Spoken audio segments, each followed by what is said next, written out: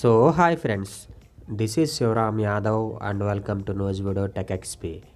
Friends, ఈ వీడియోలో మీకు నేను యాపిల్ కంపెనీకి సంబంధించి కొన్ని ఇంట్రెస్టింగ్ ఫ్యాక్ట్స్ చెప్తానండి. నేను ఆల్రెడీ 1.5 year క్రితమే యాపిల్కి సంబంధించి కొన్ని ఇంట్రెస్టింగ్ ఫ్యాక్ట్స్ చెప్పానండి. ఇది దానికి సెకండ్ పార్ట్ అనమాట. ఆ ఫస్ట్ పార్ట్ తాలూకు వీడియో లింక్ కింద డిస్క్రిప్షన్లో ఇస్తాను. ఎవరికైనా ఇంట్రెస్ట్ ఉంటే మాత్రం చూడండి. యాపిల్ ఐఫోన్ ప్రజెంట్ చాలామందికి ఇది ఒక స్టేటస్ సింబల్ అని చెప్పుకోవచ్చు.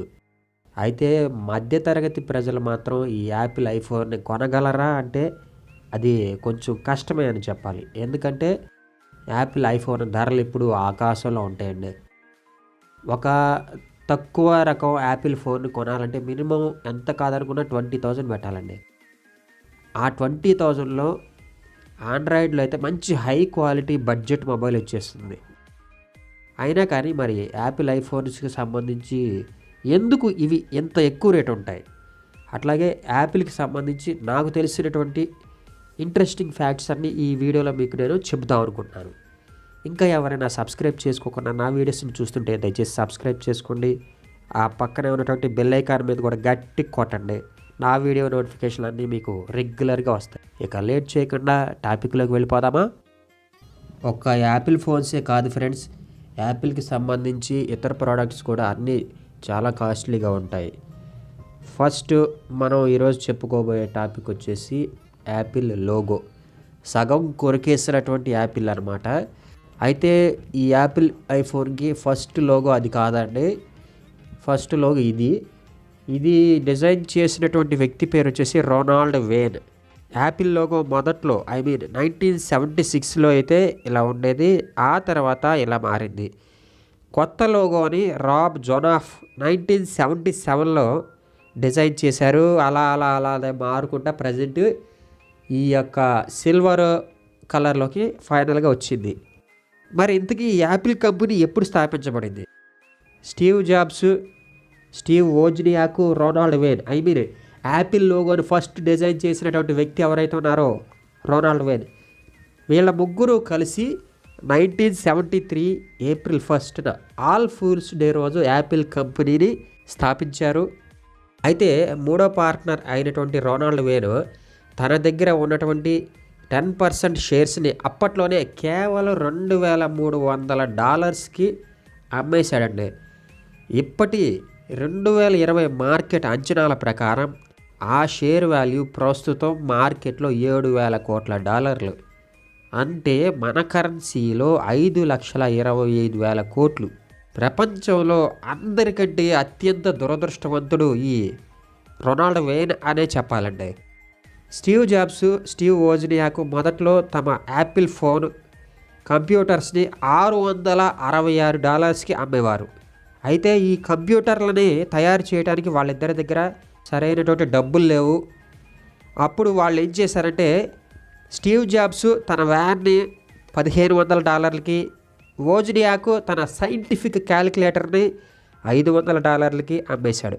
బహుశా తాము సక్సెస్ అవుతామని వాళ్ళిద్దరూ బలంగా నమ్మారు కాబట్టే ఇలా చేశారని చెప్పుకోవచ్చు.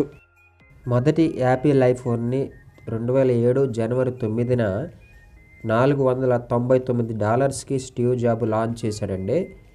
ఆయన యాపిల్ ఫోన్ని ప్రపంచానికి పరిచయం చేస్తున్నాడనే విషయం కంపెనీ ఎంప్లాయీస్లో 99% ఎవరికి తెలియదండి.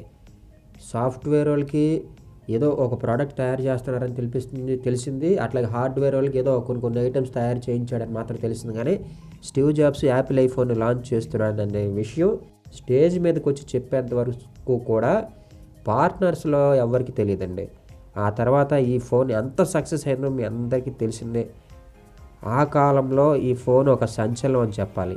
అంతేకాకుండా ఇప్పటికీ కూడా చాలా కంపెనీలు యాపిల్ ఫోన్లో ఉన్నటువంటి ఫీచర్స్ని తమ ఫోన్లలో కూడా పెట్టుకుని వాడుతూ ఉంటాయి. స్టీవ్ జాబ్స్ తన మొదటి ఐఫోన్కి కోడ్ నేమ్గా M68 అని పేరు పెట్టాడండి. అయితే 1985లో యాపిల్ కంపెనీని స్టీవ్ జాబ్స్ వదిలేసి బయటకు వెళ్ళాల్సి వచ్చిందండి.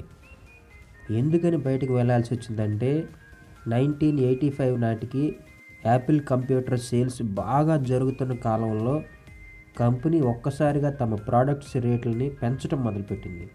ఇది స్టీవ్ జాబ్స్కి ఎంత మాత్రం ఇష్టం లేదు. ఎందుకంటే రీజనబుల్ రేట్లోనే మంచి మంచి ఫీచర్స్ ఇవ్వాలనే ఉద్దేశంతో ఆయన ఈ కంపెనీ స్థాపించాడు. కానీ పార్ట్నర్స్ మాత్రం ఆయన యొక్క ప్రతిపాదనని తీవ్రంగా వ్యతిరేకించారు. అందుకే ఆయన కంపెనీ నుంచి బయటకు వచ్చేసాడు. అలా బయటకు వచ్చాక నెక్స్ట్ కంప్యూటర్స్ అనేటటువంటి ఒక కొత్త బిజినెస్ని స్టార్ట్ చేశాడు.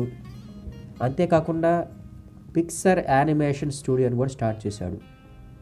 డిజ్నీ యానిమేటెడ్ మూవీస్ని రూపొందించింది ఈ పిక్సర్ స్టూడియోనే. 1996లో తిరిగి స్టీవ్ జాబ్స్ యాపిల్ కంపెనీలో మళ్ళీ జాయిన్ అయ్యాడండి. అప్పుడు తన యొక్క నెక్స్ట్ కంప్యూటర్స్ని యాపిల్లో విలీనం చేసేసాడు. అట్లాగే ఐఫోన్లో సిరీకి సంబంధించి ఇంకొక ఇంట్రెస్టింగ్ ఫ్యాక్ట్ ఏంటంటే ఈ సిరీని డెవలప్ చేసింది శ్రీ ఇంటర్నేషనల్ కంపెనీ.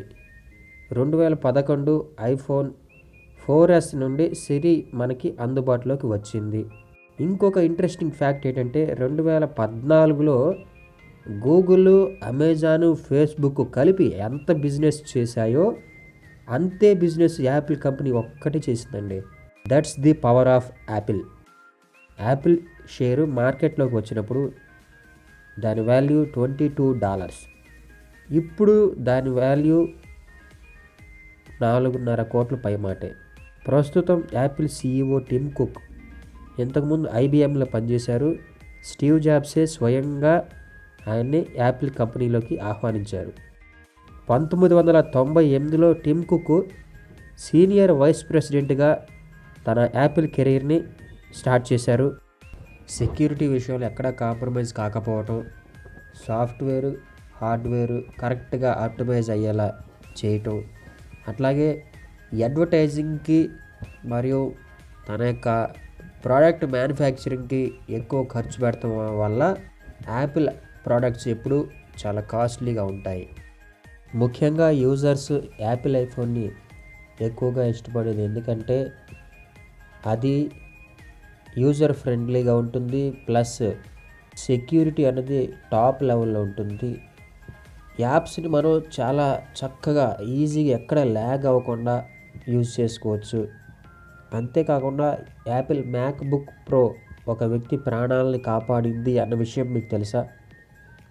అదేంటంటే ఒకసారి ఒక ఎయిర్పోర్ట్లో ఒక సైకో కిల్లర్ తుపాకీ తీసుకు కొంతమందిని షూట్ చేశాడు. అయితే ఒక బుల్లెట్ వచ్చేసి ఒక వ్యక్తి వీపు వెనకాల ఉన్నటువంటి బ్యాక్ ప్యాక్కి తగిలింది. అక్కడ బ్యాక్ ప్యాక్లో యాపిల్ మ్యాక్బుక్ ఉంది. ఆ బుల్లెట్ ఆ మ్యాక్బుక్లో ఇరుక్కుపోయిందండి. అలాగా అది అతని ప్రాణాలను కాపాడింది. యాపిల్కి సంబంధించి నాకు తెలిసిన ఇంట్రెస్టింగ్ ఫ్యాక్ట్స్ అన్నీ మీతో షేర్ చేసుకున్నానని అనుకుంటున్నాను ఫ్రెండ్స్.